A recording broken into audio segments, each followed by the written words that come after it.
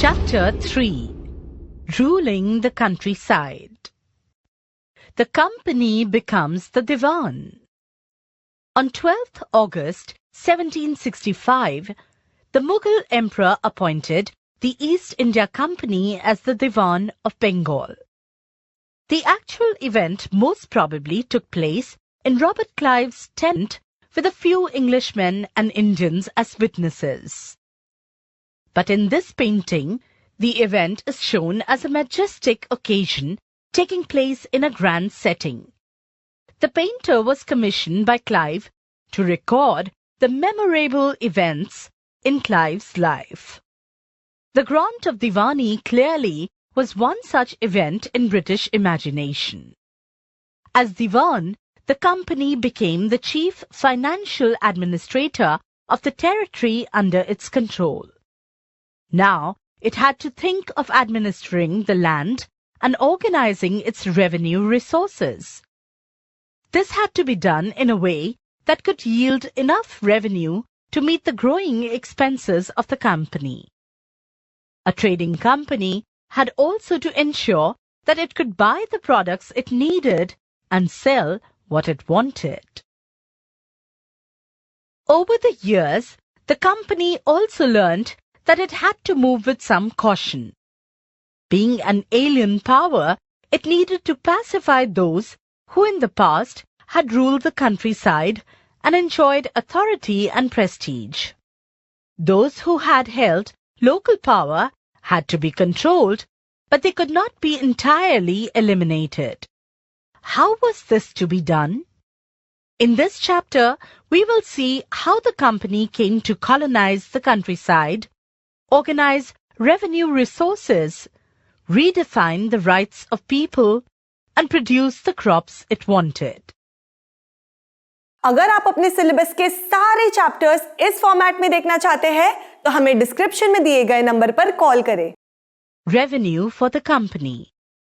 The company had become the Divan, but it still saw itself primarily as a trader. It wanted a large revenue income, but was unwilling to set up any regular system of assessment and collection. The effort was to increase the revenue as much as it could and buy fine cotton and silk cloth as cheaply as possible. Within 5 years, the value of goods bought by the company in Bengal doubled. Before 1865, the company had purchased goods in India by importing gold and silver from Britain. Now, the revenue collected in Bengal could finance the purchase of goods for export. Soon it was clear that the Bengal economy was facing a deep crisis. Artisans were deserting villages since they were being forced to sell their goods to the company at low prices. Peasants were unable to pay the dues that were being demanded from them. Artisanal production was in decline, and agricultural cultivation showed signs of collapse. Then, in 1770, a terrible famine killed 10 million people in Bengal. About 1/3 of the population was wiped out. The need to improve agriculture.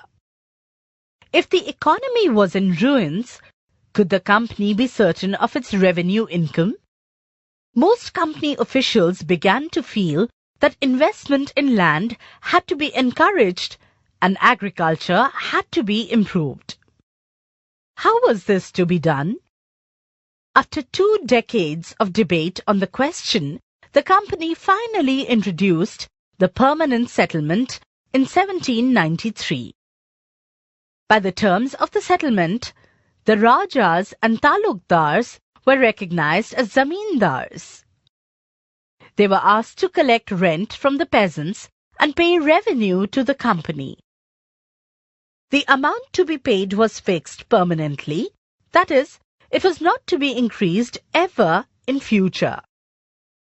It was felt that this would ensure a regular flow of revenue into the company's coffers and at the same time encourage the zamindars to invest in improving the land. Since the revenue demand of the state would not be increased, the zamindars would benefit from increased production from the land.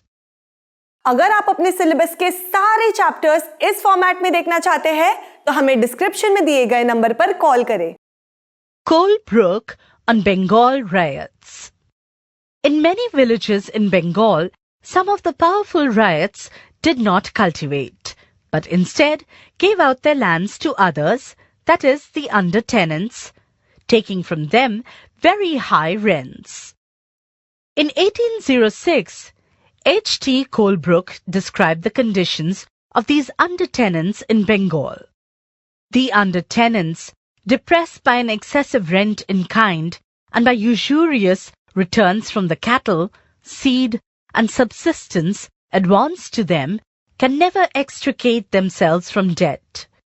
In so abject a state, they cannot labor in spirit, while they earn a scanty subsistence without hope of bettering their situation. The problem. The permanent settlement, however, created problems. Company officials soon discovered that the zamindars were in fact not investing in the improvement of land. The revenue that had been fixed was so high that the zamindars found it difficult to pay. Anyone who failed to pay the revenue lost his zamindaris. Numerous zamindaris were sold off at auctions organized by the company. By the first decade of the 19th century, the situation changed. The prices in the market rose and cultivation slowly expanded. This meant an increase in the income of the zamindars, but no gain for the company, since it could not increase a revenue demand that had been fixed permanently. Even then, the zamindars did not have an interest in improving the land. Some had lost their lands in the earlier years of the settlement. Others now saw the possibility of earning without the trouble and risk of investment. As long as the zamindars could give out the land to tenants and get rent, they were not interested in improving the land. On the other hand, in the villages, the cultivator found the system extremely oppressive. The rent he paid to the zamindar was high and his right on the land was insecure. To pay the rent, he had to often take a loan from the money lender, and when he failed to pay the rent, he was evicted from the land he had cultivated for generations. अगर आप अपने syllabus के सारे chapters इस format में देखना चाहते हैं तो हमें डिस्क्रिप्शन में दिए गए नंबर पर कॉल करें. ऐसे ही और एजुकेशनल वीडियोस देखने के लिए हमारे चैनल होम रिवाइज को सब्सक्राइब करें.